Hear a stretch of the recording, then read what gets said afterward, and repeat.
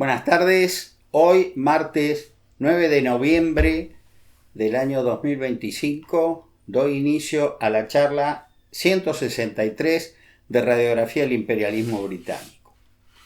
Bueno, hoy vamos a terminar con la presidencia de un pésimo presidente, valga la redundancia, pido disculpas, llamado Miguel Juárez Celman. Fue una persona que verdaderamente nunca tendría que haber asumido, porque era fundamentalmente un gran incompetente.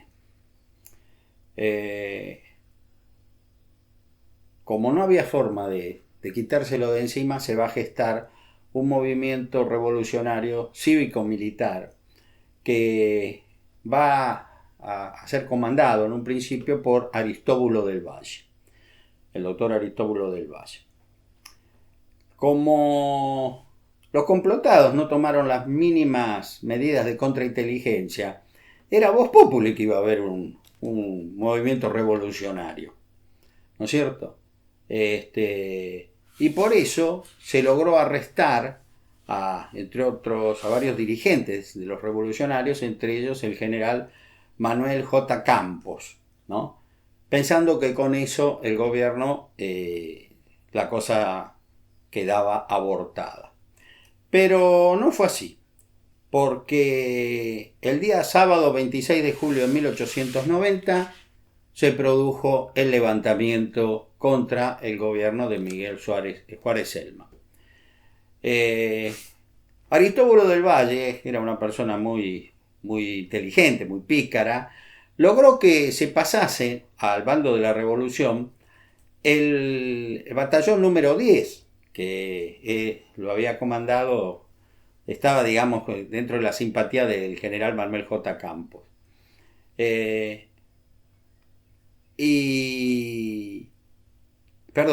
batallón número 10, adentro del batallón número 10 estaba detenido el general Manuel J. Campos. Estoy diciendo cualquier cosa, pido disculpas, hace mucho calor. La cuestión es que al liberarlo, la revolución tomó un nuevo empuje. Gran parte de los opositores al gobierno se presentaron en el Parque de Artillería, que era el núcleo, digamos, donde ya les expliqué el otro día, donde hoy están los tribunales de Buenos Aires, donde está la Corte Suprema, y se pusieron a órdenes de los revolucionarios. Entre ellos, por ejemplo, Leandro N. Alem, con sus hombres de la Unión Cívica Radical, que como eran civiles, para identificarse como revolucionarios, adquirieron en un negocio de la zona, para identificarse entre sí, boinas blancas.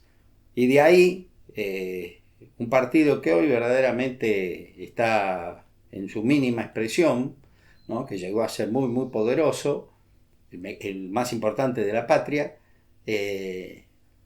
tuvieron en las boinas blancas su identificación partidaria.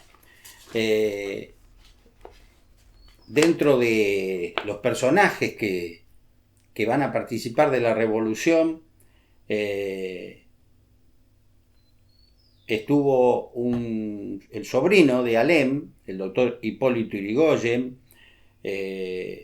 y lograron los revolucionarios sublevar al Colegio Militar de la Nación, al Regimiento 1 de Artillería, al 9 de Infantería, que se les plegaron. Se cavaron trincheras importantes a fin de evitar que la caballería, al mando del teniente general Nicolás Levalle, un hombre que se había distinguido en la conquista del desierto, en la campaña del general Roca, cargase contra los revolucionarios, ¿no?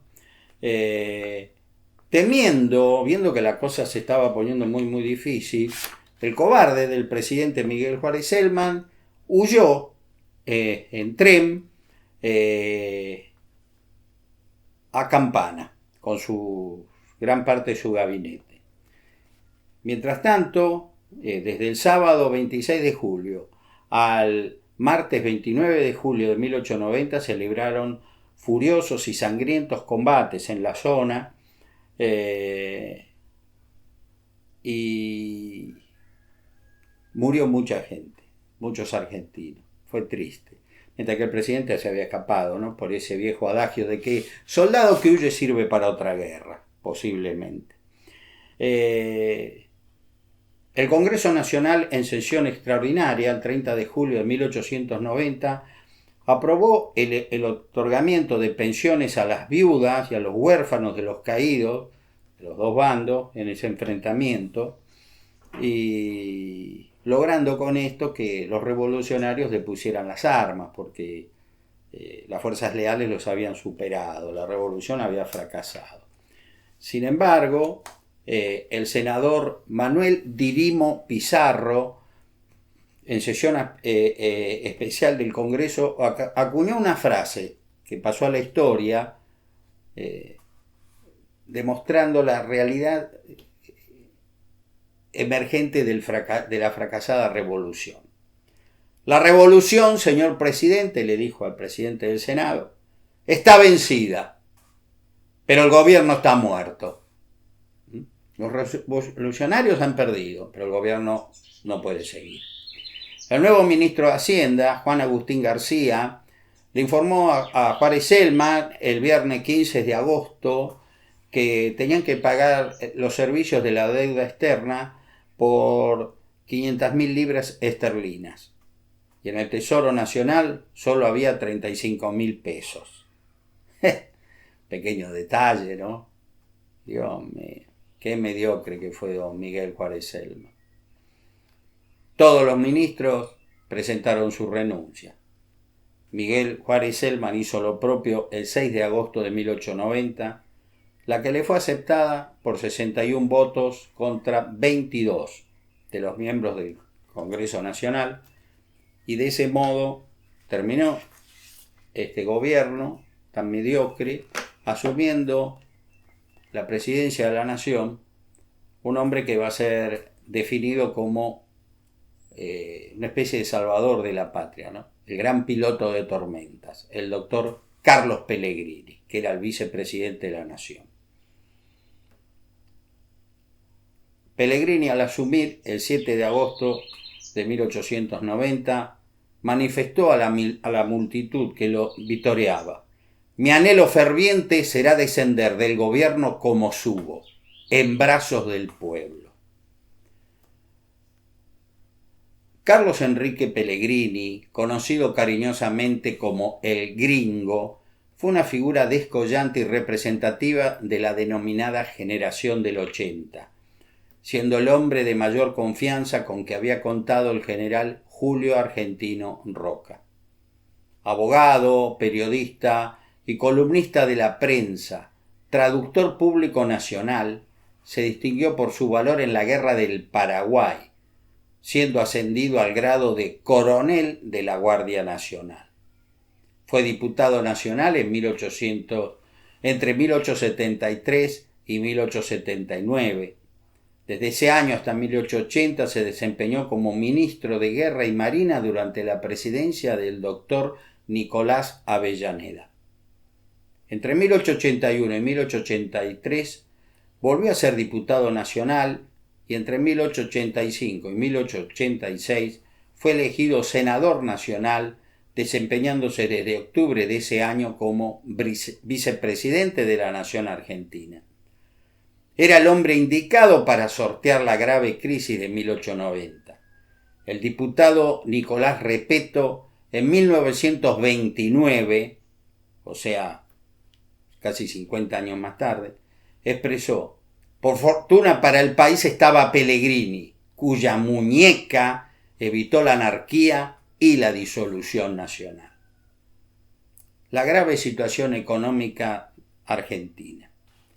El jueves 7 de agosto de 1890, horas antes de prestar juramento como nuevo presidente de nuestro país, Carlos Pellegrini convocó a un conjunto de banqueros, estancieros y comerciantes argentinos, a quienes les pidió un voto de confianza para que suscribiesen el denominado préstamo de urgencia a la nación, por 16 millones de pesos oro, lo que se logró concretar, y de ese modo se comenzó a sortear la difícil situación.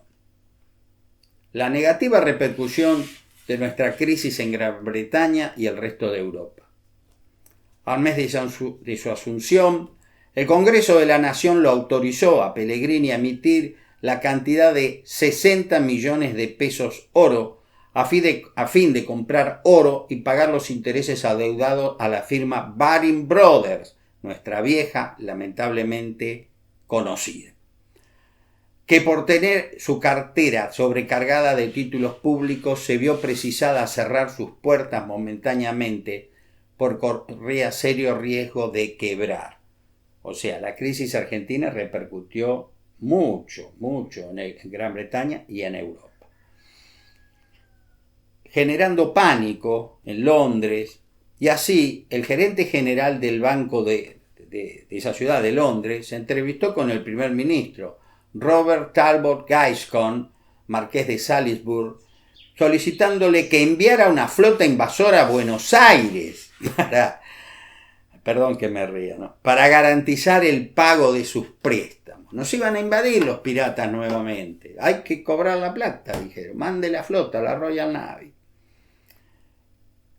Si bien el primer ministro desechó esa aventura militar de dudoso resultado, a la luz de otras expediciones enviadas con el mismo objeto, el gobierno británico retuvo un crédito de 50 millones de pesos oro ya otorgado, que estaba destinado a formar parte del capital del futuro Banco de la Nación Argentina. El ministro de Economía británico, Harry Goschen, dijo que si la Baring Brothers quebraba, se generaba gran desconfianza hacia el imperio británico, haciéndoles perder la supremacía en el comercio y en la banca internacional. Así, de forma impensada e indirecta, Argentina comenzó a recibir ayuda financiera desde Londres, pues el Banco de Inglaterra encabezó un comité de auxilio con la banca Rothschild, una familia muy poderosa que amasó su fortuna, como yo lo conté en su momento, durante las guerras napoleónicas. No voy a explicar lo que ya dije, porque tenemos que terminar esta tarea. Pero era gente que, especulando en la guerra, con la sangre y el sufrimiento de toda Europa, se enriquecieron. La banca Rothschild. Que fíjense, los Rothschild eran rivales de la Baring Brothers, pero en este momento dijeron, si se cae la Baring, también podemos caer nosotros. Así que vamos a ayudar a nuestros rivales. El sistema bancario británico crujió, porque acá tenía muchísimos intereses en Argentina, y Argentina había quebrado, gracias al inepto de Miguel Juárez Celman. El peor presidente que tuvimos hasta ese momento, porque ya dije que hace poco, en fin, le quitaron el cetro, sin comentario. Los británicos dijeron, si no paramos esto por un efecto dominó, se van a caer todas nuestras entidades bancarias. Así que sí o sí, ayudemos a la Argentina. Como bien expresó en su momento el economista alemán Gerhard von Schultz-Gabernitz, es difícil de pronunciar, Gerhard von Schultz-Gabernitz, Argentina se halla en una situación tal de dependencia financiera con respecto a Londres que se la puede casi calificar de colonia inglesa. Qué triste ese comentario, pero verdaderamente no nos percatamos de que ese dinerillo que entraba en cantidades importantes, especialmente en el tema de ferrocarril, no eran generosos, lo hacían para posicionarse muy bien en nuestra patria. Y este alemán lo dijo, éramos como una colonia inglesa. Y no estaba equivocado. El Banco de Francia, considerando oportuno salvaguardar la estabilidad de Europa, que estaba en riesgo, también participó del salvataje internacional previamente expresado.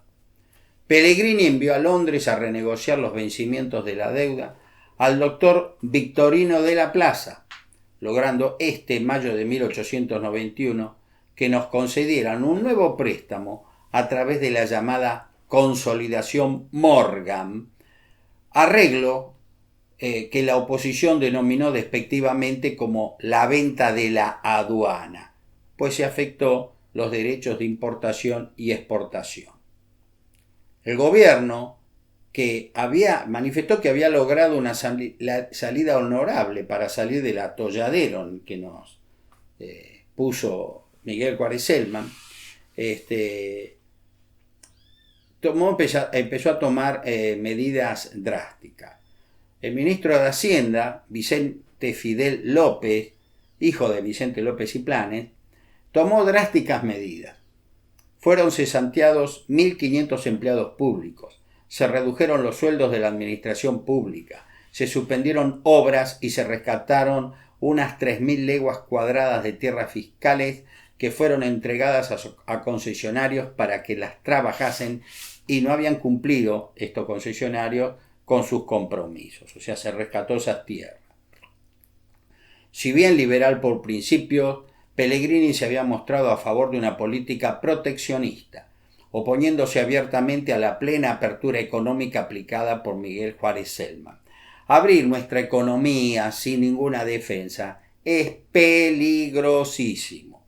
Toda vez que Argentina lo ha hecho, el resultado ha sido pésimo. Y como dijo el gran sabio rey de Israel, Salomón, no hay nada nuevo bajo el sol. Lo que no sirvió en 1890, no sirve en 1930, no sirve nunca. Los países, fíjense, por ejemplo, el presidente Trump, cómo está defendiendo su industria. El sueño de Trump es abandonar el poder, teniendo nuevamente a Chicago como el centro mundial del automóvil, de la fabricación de automóviles. Ese eje, por culpa de inversores estadounidenses, hoy se ha desplazado a China, la India y Japón. Y Estados Unidos dejó de ser, Detroit dejó de ser, digamos, el origen del automóvil, como lo fue. Trump lo quiere revertir. No sé si lo logrará, pero esa es su intención. Está cuidando el trabajo del estadounidense. Y en eso pueden muchísimas cosas del presidente Trump no gustarme, pero en eso yo lo felicito.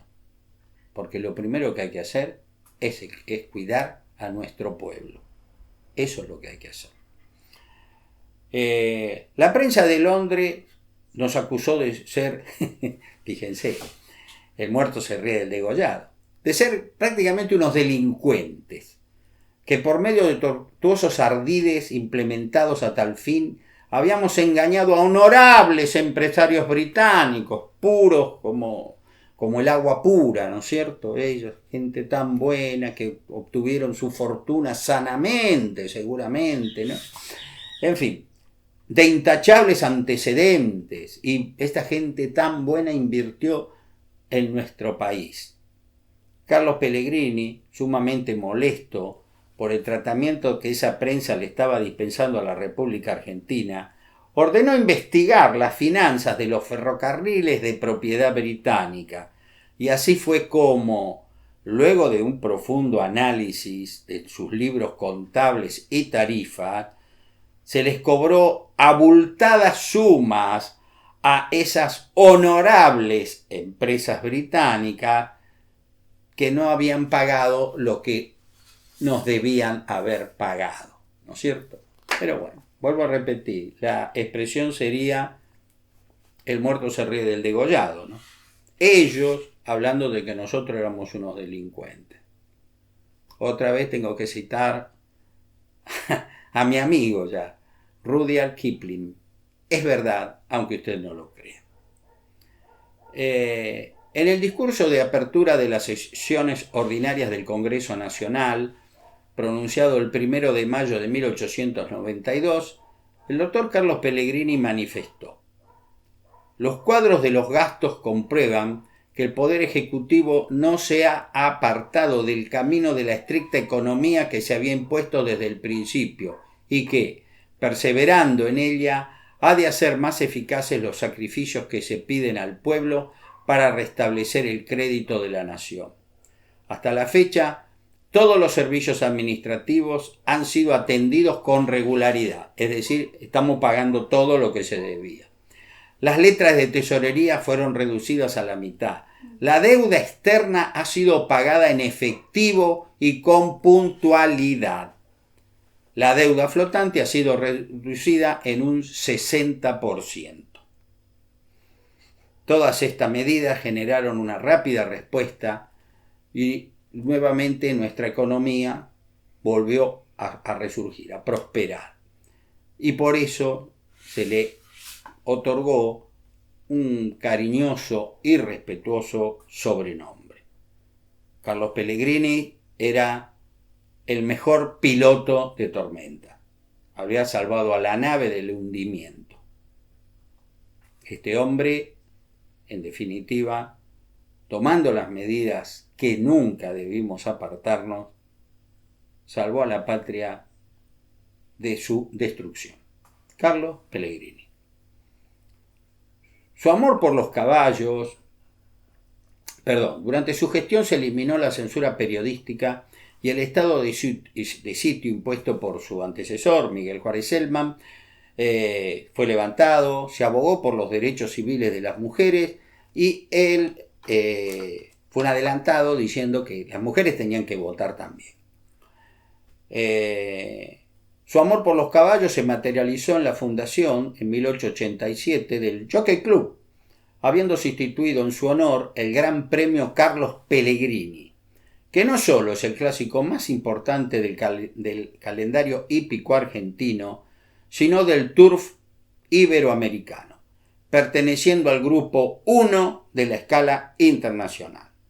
Yo de hipismo no sé nada, esto lo encontré, me pareció interesante colocarlo. Es decir, esa carrera de caballos, el Gran Premio Carlos Pellegrini, es mundialmente respetada, ¿no? Como diciendo, el caballo tal corrió, ganó el Carlos Pellegrini, bueno, un caballo que gana el Carlos Pellegrini vale fortuna.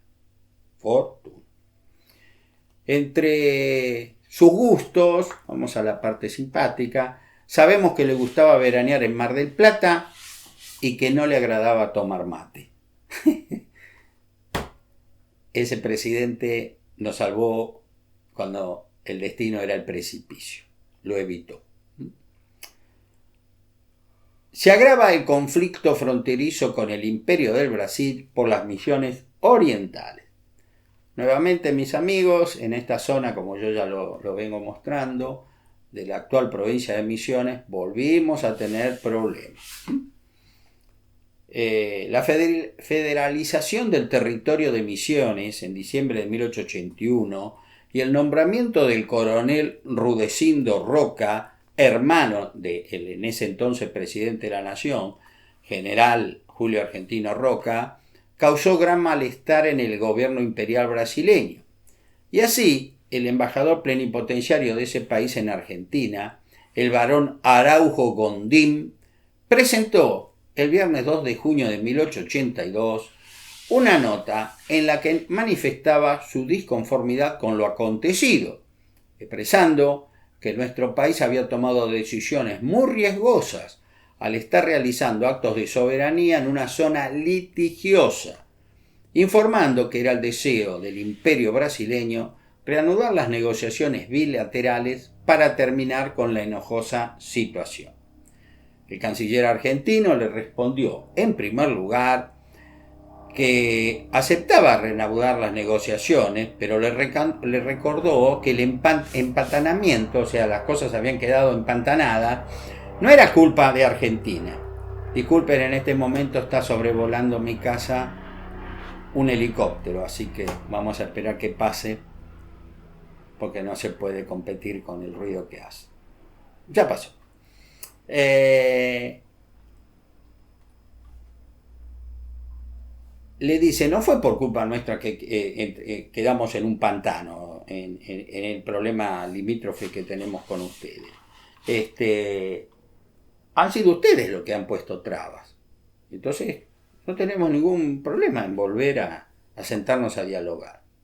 Hubo un intercambio de notas diplomáticas entre 1882 y 1884, en la que cada país aseguró estar obrando en territorio propio sin ningún progreso, hasta que la Cancillería brasileña propuso formar una comisión mixta de peritos de marcadores, que recorriendo el terreno elevaran sus conclusiones, y de ese modo, el lunes 28 de septiembre de 1885, esta fue creado,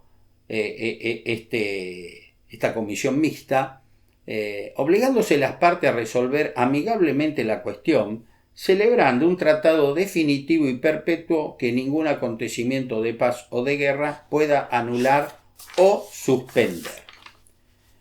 El artículo segundo de dicho acuerdo disponía que a la comisión mixta le incumbirá reconocer, de conformidad con las instrucciones anexas, los ríos Pepiriguazú y San Antonio, y los dos situados al oriente de ellos, conocidos en el Brasil como Chapecó y Chopim, y que los argentinos llaman Pepiriguazú y San Antonio. En 1887 dieron comienzo las tareas demarcatorias en el terreno, las que fueron muy dificultosas por lo tupido de la selva y por ello resultaron muy lentas. Como los peritos nombrados por las partes no llegaron a ningún acuerdo, ya que cada parte se mantuvo en sus treces, el problema quedó nuevamente en la órbita de las respectivas cancillerías, las que luego de un arduo trabajo reconocieron que no habían logrado llegar a ningún tipo de avance. Entonces, los cancilleres Norberto Quirno Costa y el barón de Alenar firmaron el sábado 7 de septiembre de 1889 un compromiso de arbitraje por el que la discusión quedaría cerrada a los 90 días de presentados los informes y la cartografía por las comisiones que realizaron el reconocimiento del terreno. Concluido ese plazo, si no había una solución, la cuestión de las misiones orientales sería sometido al fallo inapelable del presidente estadounidense. Si bien el jueves 7 de noviembre de 1889 se canjearon las ratificaciones de estilo, pronto ese tema sufriría una brusca detención por acaecer un gran cambio en la política interna brasileña.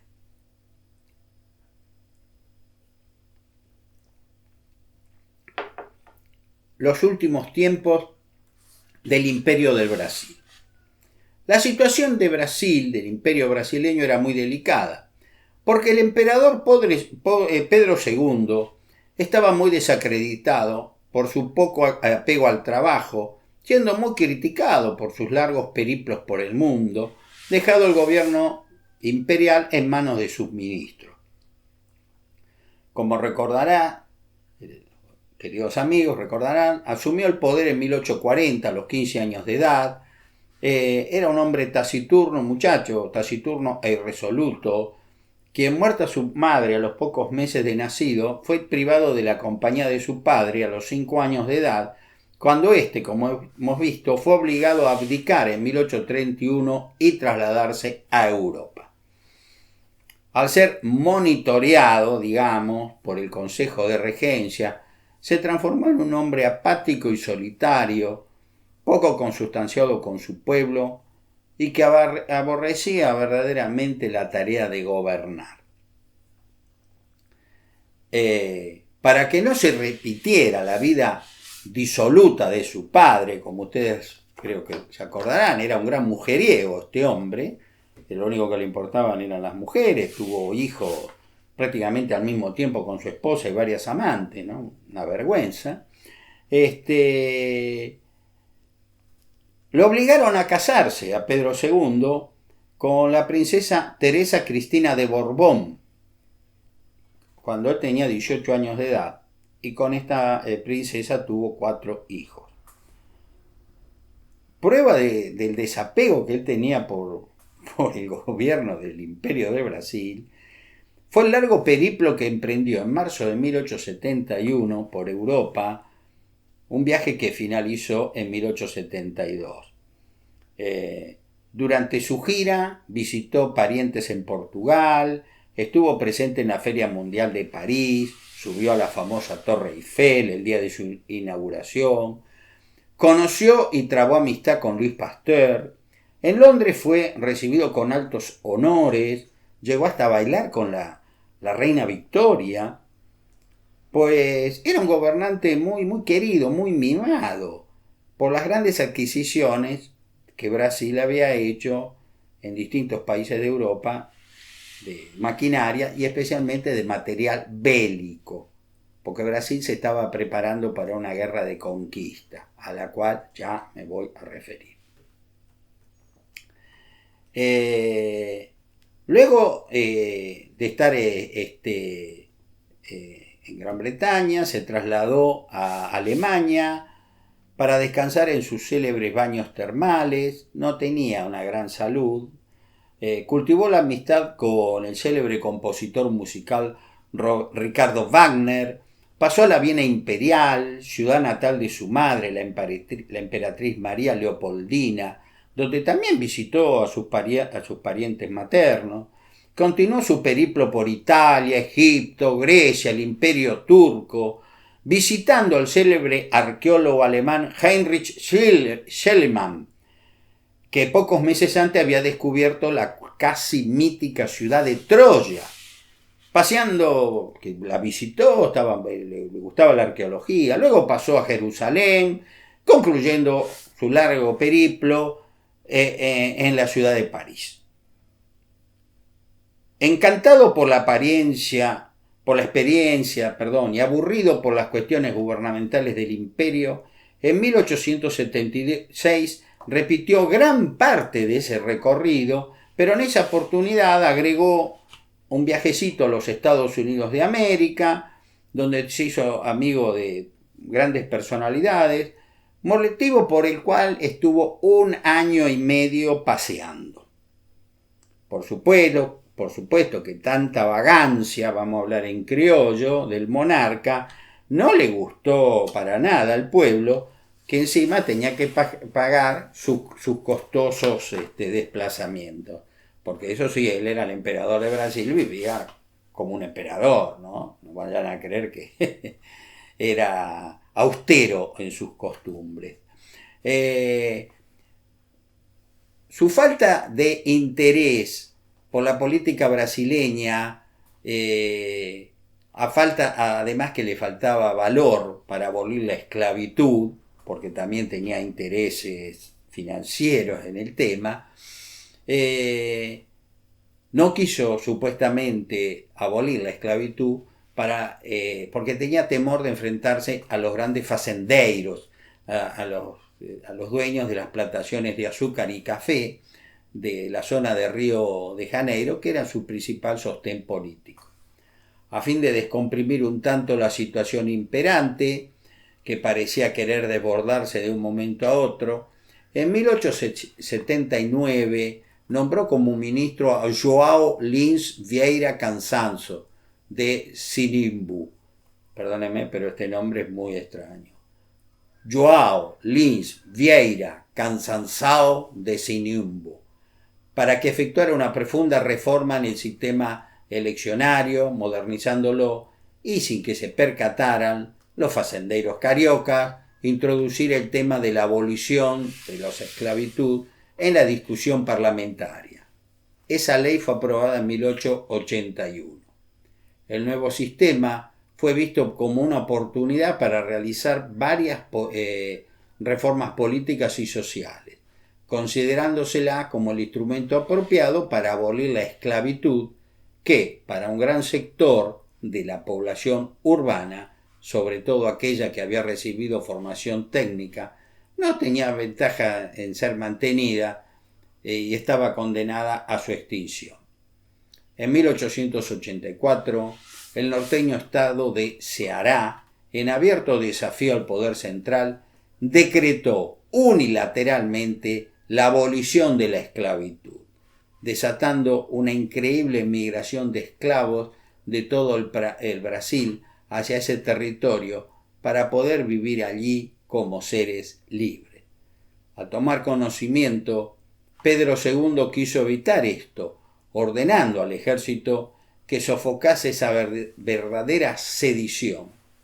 Pero la orden no solo no fue acatada por los militares, sino que además logró que centenares de oficiales manifestaran públicamente su simpatías por el sistema republicano de gobierno. Pretendiendo recobrar la iniciativa, el emperador Pedro II alentó una ley que él pensaba traería tranquilidad a la sociedad, pues la consideraba un claro avance en el camino de la abolición. La misma, promulgada en 1885, no era otra que la ley Saravia-Cotegipe, por la que los esclavos de más de 60 años se transformaban en hombres libres. Maravilloso. Uno había sido esclavo toda su vida y cuando era un viejito de 60 años, no, ahora sos un hombre libre, el patrón no te tiene que mantener más, hace tu vida. Increíble, qué cinismo, por favor, qué cinismo. La norma fue mal recibida por la población, pues en realidad, como ya lo acabo de expresar, beneficiaba a los terratenientes, pues quedaban libres de alimentar a los esclavos pocos productivos, a los viejos. La medida era de una ironía brutal, pues en esa época la expectativa media de vida para los esclavos, además, apenas llegaban a los 40 años. Los pocos esclavos que llegaban a los 60 años, y por favor no quiero que nadie entienda mis palabras o se ofenda, eran guiñapos humanos. Eran seres que habían dado todo. Yo no llegaba a los 60 años como decir ahora tenés 120, más o menos. La anarquía comenzó a enseñorearse del país. La propia emperatriz sufrió el robo de las joyas dentro de sus aposentos. El orden del Brasil se escurría como el agua entre las manos y entonces, en 1887, comprendiendo que algo había que hacer al respecto ante el peligroso giro de los acontecimientos, el emperador Pedro II dejó a su hija Isabel de Braganza al mando del gobierno y él emprendió otro viaje a Europa. Sin comentario. Para tratar de disimular un tanto las cosas, a fin de contrarrestar la indignación que él mismo generó en la población, las autoridades del gobierno expresaron que Pedro II había emprendido ese viaje con la intención de someterse a un tratamiento por la diabetes que padecía. Muy pocos creyeron en la excusa y fueron muchos menos los que le desearon una pronta mejoría. Bueno, si te morís, te morís, ya está, ya no le tenían ningún cariño. Era un ser que vivía pensando en él, en sus placeres, en su vida, el resto. Qué cosa, ¿no? Hemos tenido alguno que otro gobernante así nosotros, ¿no? Pregunto. Es verdad, aunque usted no lo crea, nuevamente.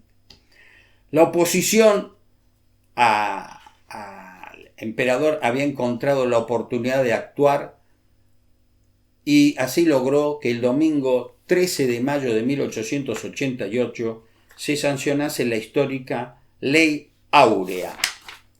La esclavitud del Brasil había sido derogada luego de 388 años de existencia. La Ley Áurea del 13 de mayo de 1888 dijo: señores, en Brasil no hay más esclavos. La princesa Isabel I de Braganza fue vivada por un pueblo que literalmente deliraba de alegría por la medida. Hasta el nombre del ausente emperador fue aclamado por las calles. Todo parecía indicar que la familia imperial tenía otra oportunidad para recuperar el amor de su pueblo. Pero esto fue un mero espejismo, y pronto la realidad volvió las cosas al estado anterior. La abolición llegó demasiado tarde. El gobierno no tenía planes para el día siguiente, para un país sin esclavos. Pasado el entusiasmo inicial, recrudeció el divorcio entre el gobierno y la sociedad. Las reuniones republicanas tornáronse más concurridas, configurando una vasta conspiración.